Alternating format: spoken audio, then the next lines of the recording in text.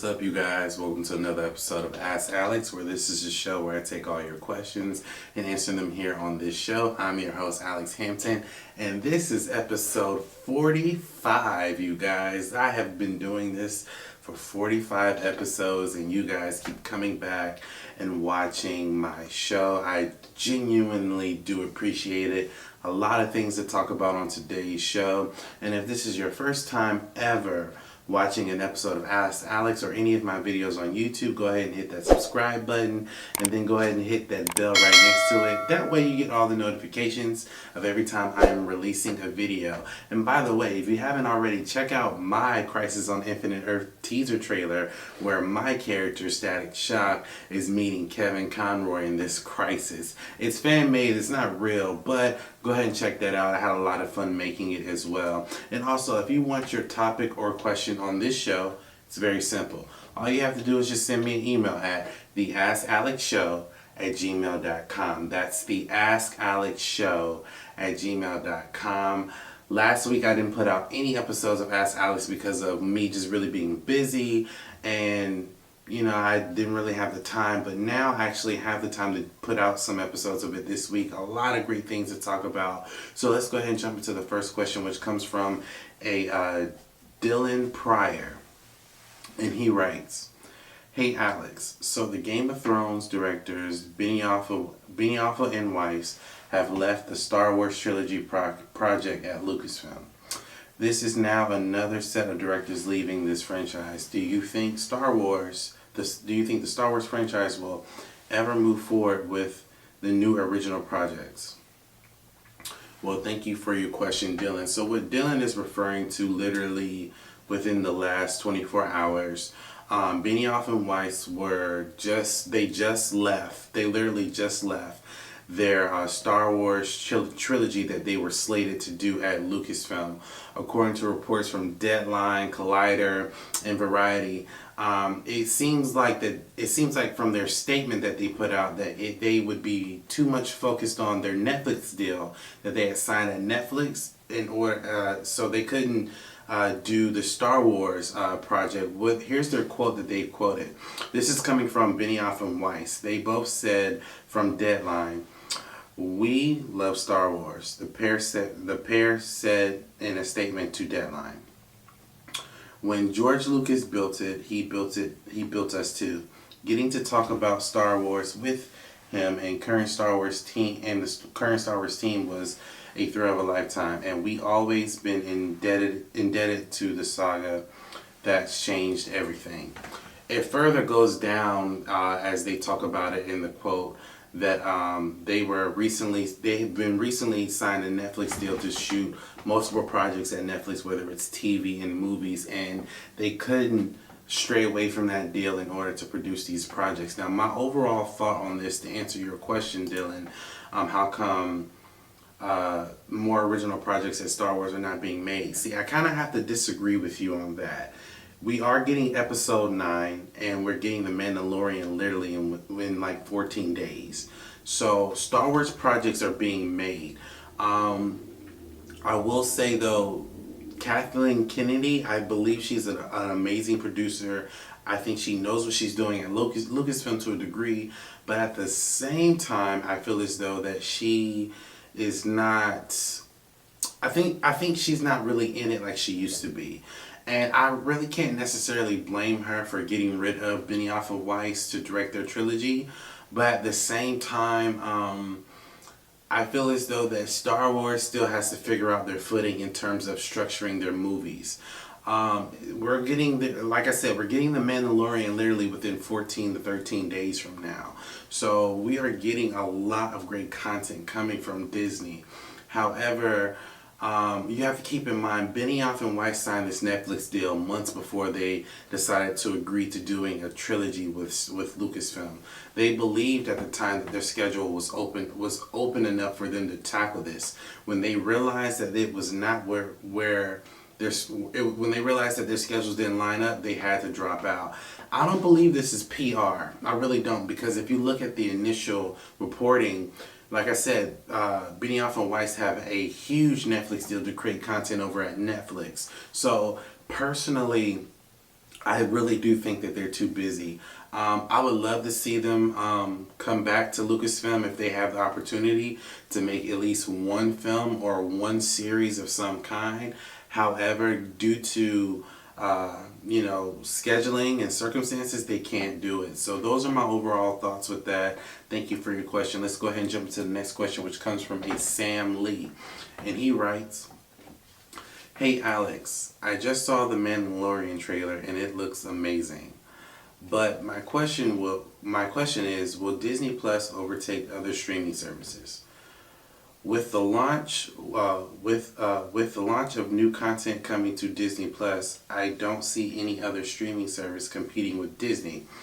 Thanks for taking my question, and may the force be with you." Well, thank you for your question, Sam. So I saw the Mandalorian trailer. Oh my God, it was amazing. I actually saw it on the way home coming from work last night, and I was just floored. Again, I'm not a huge Star Wars fan, but I am a fan, and I want to learn more about this Mandalorian character when I dive into this universe. So I can't wait for that trailer. But to answer the second part of your question, do I think that Disney Plus will overtake the streaming service industry? I'll say this. I'll say this. Apple doesn't stand a chance. Netflix is going to struggle. And Hulu is with Disney now. So I don't really believe that they're going to struggle. But other streaming services that are competing, like HBO Max, BET Plus, and all these other streaming services competing with Disney, they don't really stand a chance. And here's why. Each individual streaming services has their own feel and own content specifically made for those different types of streaming services. Netflix, when they first came out, they started off as a licensing service where basically it was like an online version of Blockbuster, right? Now that most of these studios and TV networks are developing their own streaming services, we've noticed literally within the last few months that networks and studios are pulling their content from Netflix. And not just from Netflix, but from other streaming services as well. Apple Plus has launched, and they're announcing their brand new content coming to Apple Plus. There's nothing on Apple Plus, in my opinion, that's going to rival Disney. There's nothing on BET Plus that's going to rival Disney. There really isn't anything on Amazon that's going to rival Disney. And I don't think that Disney will overtake streaming services within their first year, but if you give Disney maybe a good 5 to 10 year run, they're definitely going to be ahead of the curve because they have content that people love. Like, they have their Disney Vault, things that we got to see growing up and things that we still haven't seen. We're getting brand new content as well from Marvel, Pixar, Disney proper, Lucasfilm. I mean, the list goes on. So I personally think they won't overtake them immediately, but they have a really good head start once they launch on November 12th. Now, that doesn't mean that Netflix and all those other streaming services that I mentioned will go obsolete, but what it does mean is that it's going to force them to create more original content. And I have to say, when I look at Disney's original content versus Netflix originals content, I'm leaning towards Disney because most of their original content is actually great, and there's a lot of it. There's a lot of original content on Netflix as well, but a lot of it, in my opinion, is terrible. Dolomite, by the way, is amazing. I'm going to do a review for that, but Dolomite is amazing. But thank you for your question, Sam. Let's go ahead and jump into the next question, which comes from a Daisy Jones. And she writes, "Hey Alex, there are reports that we are getting a Superman and Lois Lane series at the CW. Is this official confirmation that Henry Cavill is done as Superman?" Well, thank you for your question, Daisy. So I'm just going to be 100% honest with you. Literally the last 24 hours, again, this is all happening literally within the last 24 hours. It was announced that they are developing a Superman / Lois Lane series at the CW with the Tyler Hoechlin Superman and the Lois Lane character featured in the CW. It's being reported that it's going to be a series to align with the CW characters. Now, my overall take in that is that I love Tyler Hoechlin as Superman. Personally, I don't want to see a Superman series. only because, to be honest with you, I'm not really a big fan of Supergirl. I was a fan of maybe the first 2 seasons, but after that, I just fell off.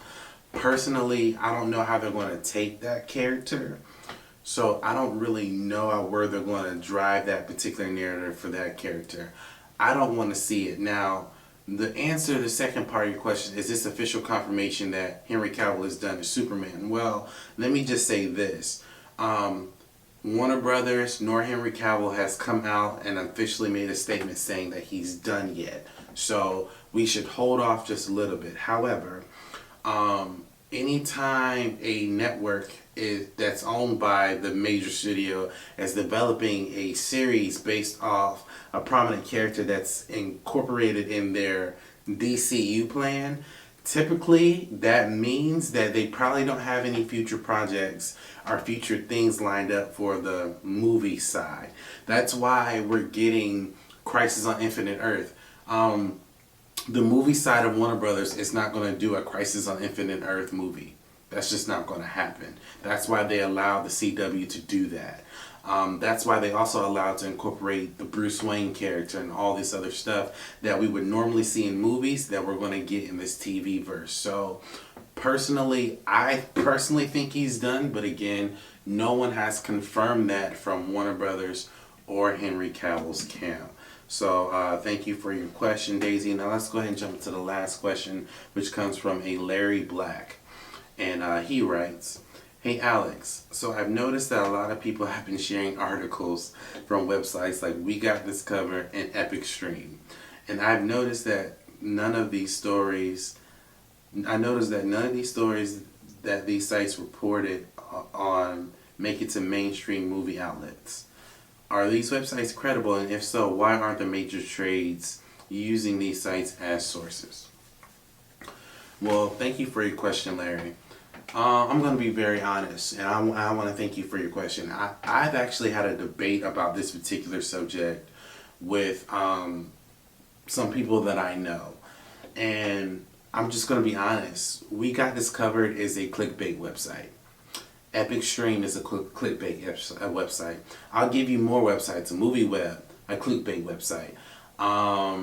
What's another one? Cosmic Movie News, clickbait website. Here's the thing. These are not accredited websites. These websites have reported on things that are not true. These are the same websites that said that Apple was going to buy Spider-Man. Or not buy Spider-Man, I'm sorry, buy Sony. These are the same websites that reported that Apple buying Sony and Spider-Man will revert the rights back to Marvel. That didn't happen. These are the same websites that said that Warner Brothers is considering releasing the Snyder Cut. Warner Brothers has not made a statement about releasing any form of a Snyder Cut. They know it would cost a lot of money. By the way, We Got This Recovered reported on that the Justice League characters, Ben Affleck, Ezra Miller, and Gal Gadot were going to appear in Crisis on Infinite Earth. That means you would have to pay them at least millions of dollars just to show up on a TV show. Listen to me. We Got This Covered, Cosmic Movie News, Epic Stream are not credible websites at all. They're not. They're clickbait websites. Now, if you want to share them and read their articles and their editorials, by all means you can do that. But they're not credible whatsoever. They're not considered in this business a major trade. If you want credible websites, I would recommend stuff like The Hollywood Reporter, Variety, Deadline, and Cineblend and Screen Rant and Collider. There's so many reputable accredited websites that actually report on facts. Now, are they 100% right in what they're reporting? No, but they're about 95% right. These are the same websites that broke that Ben Affleck was Batman. These were the same websites that broke that Tom Holland became Spider-Man. So you have to keep that in perspective. Now, I will say this, because again, I had a debate about this with one of I would consider someone who's in the same YouTube space as me. I kept asking the dude, I said, listen, show me a time where We Got This Covered and Cosmic Movie News ever got anything right in terms of breaking a news story, whether it was speculation or whatever. He couldn't show me an example. And then I'll ask you, the viewer, when has Cosmic Movie News and We Got This Covered ever showed a great example of getting anything right in their reporting. I'll wait. As soon as someone can show me an article that they have broken that has made it to mainstream, then I will consider it. But other than that, they are not credible websites at all. And that's no shade to anyone who reads those websites, or that's no shade to anyone who considers them credible, but personally they're not credible. So that's where I am with that. Thank you for your question, and thank you guys for watching this jam-packed episode of Ask Alex.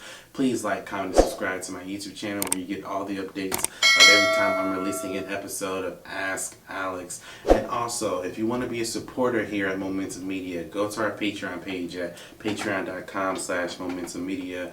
Become a Patriot. Every dollar you donate helps support us on our channel. That helps to make us great content, stuff like we did with that trailer of the Crisis on Infinite Earth. So thank you guys so much for helping out and being a part of what we're doing here at Momentum Media. Thank you guys for watching this video, and as always, have a blessed day.